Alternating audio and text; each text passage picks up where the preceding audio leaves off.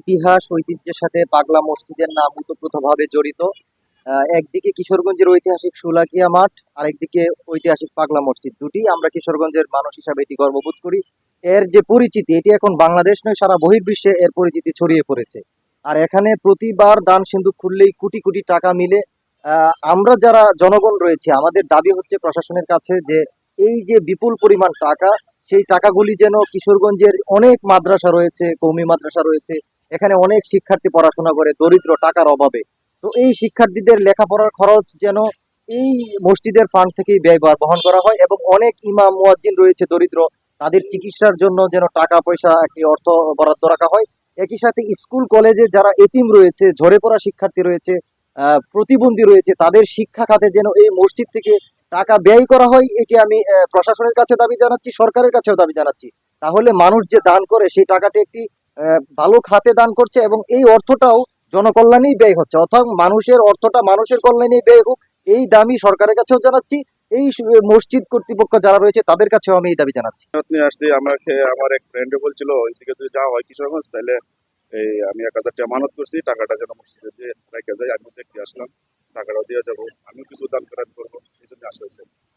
মানুষজন খুবই ভক্তি সহকারে এখানে এসে নামাজ পড়ছে, তাদের মনের ইচ্ছা তারা আল্লাহর কাছে জানাচ্ছে। আমিও জানাতে চাই আল্লাহর কাছে, আমার মনের ইচ্ছা নিয়ে এসেছি। তো বাকিটা আল্লাহর ইচ্ছা, আল্লাহ কতটুকু কি করে। এখানে এসে ভালোই লাগছে। হ্যাঁ, বিশেষ ইচ্ছা আছে, মেয়েদেরকে হাফেজ বানানোর ইচ্ছা। মেয়েরা যেন আখিরাত এবং দুনিয়াতে দুই জায়গায় সফল হয়। বিশেষ ইচ্ছা আছে। আমার যে সাহেব, উনি দীর্ঘজীবী হোক, এটাই প্রার্থনা। আচ্ছা, এটি হচ্ছে কিশোরগঞ্জের ঐতিহাসিক একটা পাগলা মসজিদ। এখানে একজন আধ্যাত্মিক লোকের মাধ্যমে বা প্রতিষ্ঠিত হয়েছিল 250 বছর আগে, এটা আমি জানি।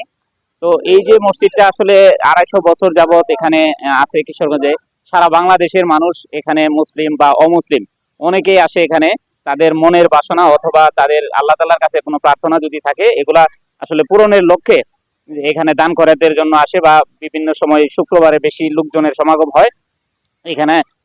তারা হয়তো এখানে নামাজ আদায় করে, এবং তাদের যে মনের কোনো যদি আশা থাকে সেগুলো পূরণের লক্ষ্যে আল্লাহর কাছে চাওয়া পাওয়ার থাকে, এবং সেই সাথে তারা দান খয়রাত করে। শুধুমাত্র টাকা না, স্বর্ণ অলংকার থেকে শুরু করে ডলার পর্যন্ত এখানে তারা দান খয়রাত করে। তো সেই সুবাদে প্রতি 3 মাস বা 4 মাস পর পর যে পরিমাণ অর্থ এখানে দানের টাকাটা এখানে উত্তোলন করা হয় বা উঠে, ওই হিসেবে আজকে এত বছরের ঐতিহ্য মসজিদ, সেই অনুপাতে আরো বেশি উন্নয়ন বা আমরা আসলে দৃশ্যমান দেখতে পাই না। এটা আমরা আশা করি এই কিশোরগঞ্জ জেলা প্রশাসনের কাছে বা মসজিদ কমিটি যারা আছে ওনাদের কাছে আমাদের প্রত্যাশা থাকবে এই মসজিদ যেন সারা বাংলাদেশের একজন বিখ্যাত মসজিদ হিসেবে, এবং আরো বেশি এটার যেন জাঁকজমকপূর্ণ এক ঐতিহ্যবাহী মসজিদ হিসেবে গড়ে ওঠে, এটা আমাদের প্রত্যাশা।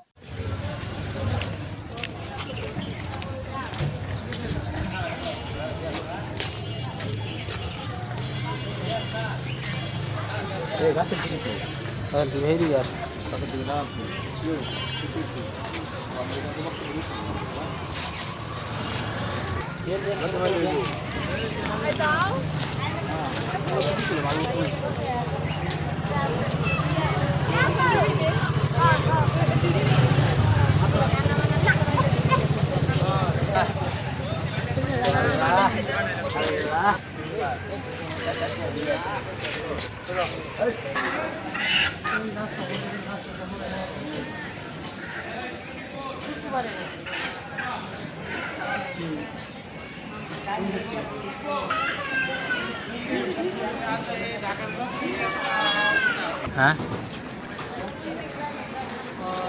তো